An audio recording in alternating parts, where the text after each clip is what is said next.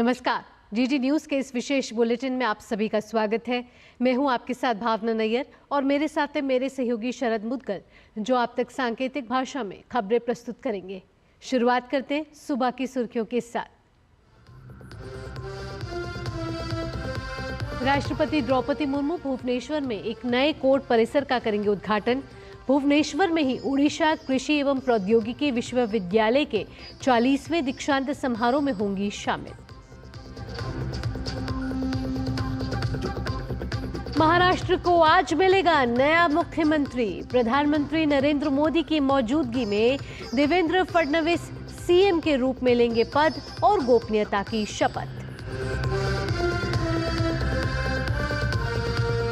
संसद के दोनों सदनों में आज होंगे कई अहम विधायी कामकाज। लोकसभा में रेल संशोधन विधेयक 2024 तो राज्यसभा में भारतीय वायुयान विधेयक 2024 पर होगी चर्चा।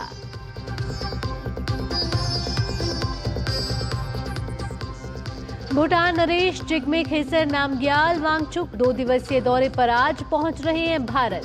प्रधानमंत्री मोदी के साथ करेंगे द्विपक्षीय वार्ता। विदेश मंत्री डॉक्टर एस जयशंकर से भी होगी मुलाकात। और भारत ने 5वीं बार जीता पुरुष जूनियर हॉकी एशिया कप का खिताब। रोमांचक मुकाबले में चिर प्रतिद्वंद्वी पाकिस्तान को दी 5-3 से शिकस्त। अब खबरें विस्तार से। राष्ट्रपति द्रौपदी मुर्मू 5 दिवसीय ओडिशा दौरे पर हैं। अपने दौरे के तीसरे दिन आज राष्ट्रपति भुवनेश्वर स्थित ओडिशा कृषि एवं प्रौद्योगिकी विश्वविद्यालय के 40वें दीक्षांत समारोह में शामिल होंगी। इसके साथ ही वो भुवनेश्वर में नए न्यायिक अदालत परिसर का भी उद्घाटन करेंगी। महाराष्ट्र में आज देवेंद्र फडणवीस के नेतृत्व में नई सरकार शपथ लेगी। महायुति सरकार का शपथ ग्रहण समारोह मुंबई के आजाद मैदान में होगा। मुख्यमंत्री के साथ शिवसेना और एनसीपी के उप मुख्यमंत्री भी शपथ ले सकते हैं।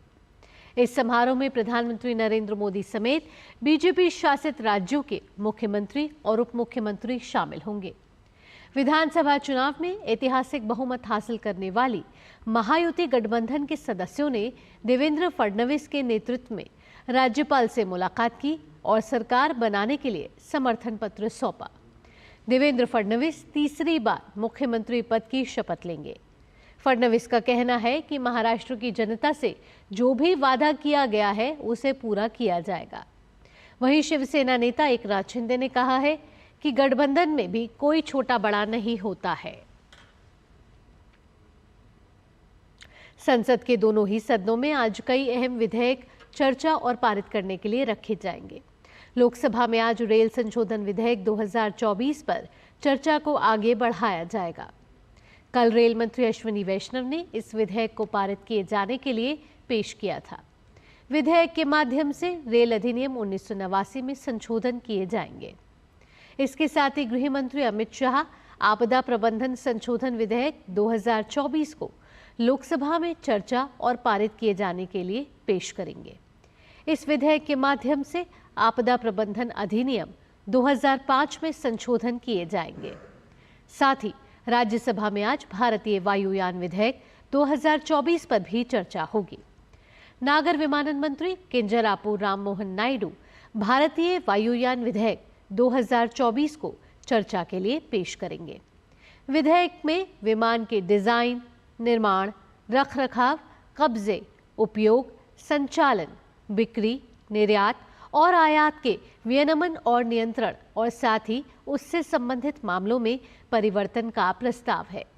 इससे पहले कल राज्यसभा में विदेश मंत्री डॉक्टर एस जयशंकर ने भारत चीन संबंधों पर बयान दिया था और बायलर विधेयक 2024 को चर्चा के बाद पारित कर दिया था। आज इस विधेयक से जुड़ी जानकारी को लोकसभा के महासचिव लोकसभा में साझा करेंगे। इसके साथ ही दोनों सदनों में कई अहम पत्र पेश किए जाएंगे। दोनों ही सदनों में प्रश्नकाल के दौरान अलग अलग मंत्रालयों से कई अहम प्रश्न पूछे जाएंगे। भूटान नरेश जिग्मे खेसर नामग्याल वांगचुक 2 दिवसीय आधिकारिक भारत यात्रा पर आज नई दिल्ली पहुंच रहे हैं। इस दौरान भूटान नरेश प्रधानमंत्री नरेंद्र मोदी के साथ बैठक करेंगे। साथ ही विदेश मंत्री डॉक्टर एस जयशंकर भी मुलाकात करेंगे। इस यात्रा का उद्देश्य दोनों देशों के बीच पहले से ही घनिष्ठ संबंधों को और प्रगाढ़ बनाना है।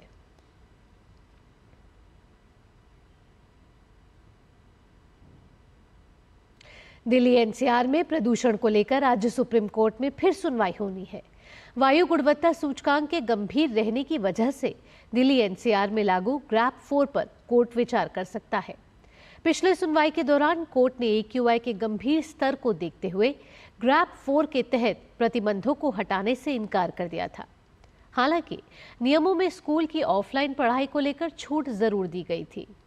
वहीं ग्रैप 4 के प्रतिबंधों का AQI पर सकारात्मक असर देखने को मिला है, जो कि दिल्ली और आसपास के रह रहे लोगों के लिए राहत की बात है। AQI 450 और 500 के स्तर से घटकर आज सुबह 5 बजे नेहरू नगर में 249 दर्ज किया गया है। आज सुबह दिल्ली का यह सबसे अधिक AQI था। हालांकि AQI का यह स्तर बहुत अच्छा तो नहीं है, लेकिन पहले से बेहतर है। एक अच्छी वायु की गुणवत्ता सूचकांक 0 से 50 के बीच होनी चाहिए। अफगानिस्तान में एड्स के 200 नए मामलों की पुष्टि हुई है। वहां के स्वास्थ्य मंत्रालय ने कहा है कि अफगानिस्तान में HIV एड्स के लिए 8 उपचार केंद्र और 61 डायग्नोस्टिक सेंटर सक्रिय हैं और पूरे देश में पीड़ित व्यक्तियों को स्वास्थ्य सेवाएं प्रदान की जा रही हैं। मंत्रालय के प्रवक्ता शराफत जमान अमरखेल के अनुसार 1989 से अब तक अफगानिस्तान में HIV के कुल 3,700 मामले सामने आए हैं। फिलहाल पूरे देश में इस वायरस से संक्रमित 1,400 लोग उपचार प्राप्त कर रहे हैं। विश्व स्वास्थ्य संगठन के 2023 के आंकड़ों पर नजर डालें तो पिछले साल अफगानिस्तान की 1% आबादी HIV या एड्स से प्रभावित थी। साल 1998 से हर साल 1 दिसंबर को विश्व एड्स दिवस के रूप में मनाया जाता है, जिसका उद्देश्य इस गंभीर बीमारी के प्रति लोगों में जागरूकता बढ़ाना है। भारत ने पुरुष जूनियर हॉकी एशिया कप जीत लिया है। प्रतियोगिता के फाइनल मुकाबले में भारत ने पाकिस्तान को 5-3 से मात दी और साथ ही 5वीं बार इस खिताब पर कब्जा जमाया।